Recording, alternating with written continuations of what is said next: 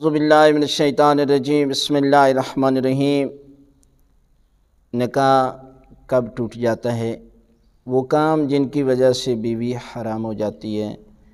کوئی بھی خاتون یا اپنی بیوی مرد کے لیے کیسے حرام ہو جاتی ہے؟ حضرت امام محمد باقر علیہ السلام فرماتے ہیں کہ تفقہوا فی الحلال والحرام الا وانتم اراب۔ حلال اور حرام سیکھو وگرنہ تم جاہل ہو، یعنی علم روشنی ہے اور جہالت اندھیرا ہی اندھیرا ہے۔ یعنی جب تک آپ احکام کو سیکھیں گے نہیں، اس وقت تک آپ کو حلال اور حرام کا پتہ نہیں چلے گا، اور جب تک حلال اور حرام کا پتہ نہیں چلے گا آپ عمل کیسے کریں گے؟ اس لیے بہت ہی اہم موضوع پر آج ہم گفتگو کر رہے ہیں کہ وہ کون سی عورتیں ہیں کہ جو مرد پر حرام ہو جاتی ہیں، یا ایسے کام جن کی وجہ سے بیوی حرام ہو جاتی ہے۔ اس میں پہلا جو وجہ ہے وہ یہ ہے کہ اگر کوئی شخص منکوحہ یعنی شادی شدہ عورت کے ساتھ زنا کرتا ہے تو وہ اس پر ہمیشہ کے لیے حرام ہو جاتی ہے۔ جیسے سوشل میڈیا پر آج کل ایسے واقعات دیکھے جا رہے ہیں کہ میاں بیوی کے درمیان دوسرا شخص جو ہے وہ لڑکی کے ساتھ پیار کرتا ہے، اور جس کی وجہ سے وہ دونوں مل کر میاں کو قتل کر دیتے ہیں، اور یہ پروگرام بنایا ہوتا ہے کہ بعد میں ہم شادی کریں گے، حالانکہ وہ پہلے زنا کر رہے ہیں، تو اس کے بعد یہ عورت اس کے لیے ہمیشہ کے لیے حرام ہو جاتی ہے۔ تو حلال اور حرام کو سیکھو وگرنہ تم جاہل ہو، یعنی تمہارا تصور ہی نہیں ہو سکتا کہ تم زندہ انسانوں میں یا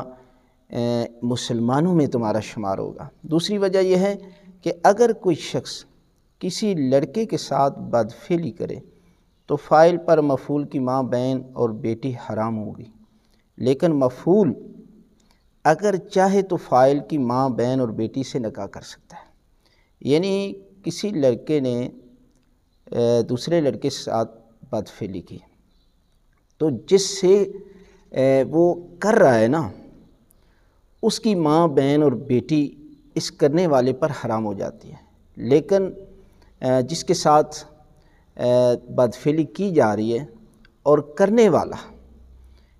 یعنی جس سے کی گئی ہے وہ کرنے والے کی ماں اور بہن اور بیٹی سے شادی کر سکتا ہے۔ تیسرا یہ ہے طواف النساء نہ کرنے سے بیوی حرام ہو جاتی ہے۔ اکثر لوگ سوال کرتے ہیں کہ میں عمرے پر گیا، میرا طواف النساء رہ گیا تو کیا کروں؟ اس لیے کہ یہ کرنا واجب تھا، اور اس کے نہ کرنے کی وجہ سے زوجہ حرام ہو جاتی ہے، اور اگر آپ نے جان بوجھ کر یا بھول کر رہ گئے تو خود کریں، یعنی ان کی قضا کریں، یا کسی کو اپنا نائب بیچ کر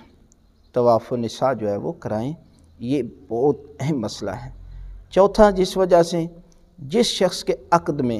پہلے سے 4 دائمی نکاح والی عورتیں ہوں، پہلے 4 عورتیں کر چکا ہے،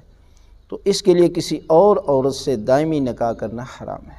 یعنی 5ویں عورت کے ساتھ جو ہے وہ یہ نکاح کرے گا تو یہ حرام ہے۔ 5واں نمبر یہ ہے کہ جس شخص نے عورت کو 3 طلاقیں دی ہوں، اس کے لیے 4تھی مرتبہ اس عورت سے نکاح کرنا حرام ہے۔ اکثر میں نے دیکھا ہے معاشرے میں کہ وہ ہمارے شیعہ بھی اسی طرح قانون کو سمجھتے ہیں، شریعت کو سمجھتے ہیں کہ طلاق طلاق طلاق کہنے سے طلاق ہوگی، حالانکہ آپ دیکھیں کہ جس طرح نکاح نکاح نکاح کہنے سے نکاح نہیں ہوتا، اسی طرح طلاق طلاق کہنے سے طلاق نہیں ہوتی، طلاق کا صیغہ جاری ہوتا ہے، اسی طرح اس میں عادل گواہ بھی شامل ہوتے ہیں، لیکن یہ جو ہیں 3 طلاقیں دینے کے باوجود اگر آپ بیوی کو رکھتے ہیں تو یہ حرام ہے۔ 6واں نمبر یہ ہے کہ اگر کسی مرد نے اپنی بیوی سے لعان کیا ہو، لعان کا مطلب یہ ہوتا ہے کہ یعنی قسم کھائی ہو کہ وہ آئندہ اپنی بیوی سے مباشرت نہیں کرے گا، جماع نہیں کرے گا، تو لعان شدہ عورت مرد پر ہمیشہ کے لیے حرام ہو جاتی ہے۔ یہ اگر وہ قسم اٹھا لیتا ہے کہ میں بیوی کے ساتھ جو ہے وہ ہم بستری یا مباشرت نہیں کروں گا، تو پھر وہ عورت اس کے لیے ہمیشہ کے لیے حرام ہو جاتی ہے۔ وطی فی الدبر، یعنی عورت کو مقعد میں جمع کرنا یہ حرام نہیں ہے، بلکہ بعض علماء اور مجتہدین نے کہا کہ یہ مکروہ، بہت بڑا مکروہ ہے، یعنی بہت زیادہ کراہت کی گئی ہے، اور بعض نے کہا کہ یہ حرام کے بھی قریب ہے، لیکن اس سے نکاح نہیں ٹوٹتا، لہذا یہ عمل مکروہ ہے، کراہت کی گئی ہے، ناپسند کیا گیا ہے۔ 7واں نمبر یہ ہے کہ 2 بہنوں سے بیک وقت نکاح کرنا، یہ بھی حرام ہے، یعنی 2 بہنیں ایک ہی ٹائم پر دونوں کے ساتھ جو ہے وہ نکاح کرنا یہ حرام ہے۔ البتہ اگر پہلی بیوی کو طلاق ہو جائے یا مر جائے تو اس کے بعد اس کی بہن سے نکاح کرنا حلال ہے، اس صورت میں جو ہے وہ حلال ہے۔ لہذا ان مسائل کو سیکھ کر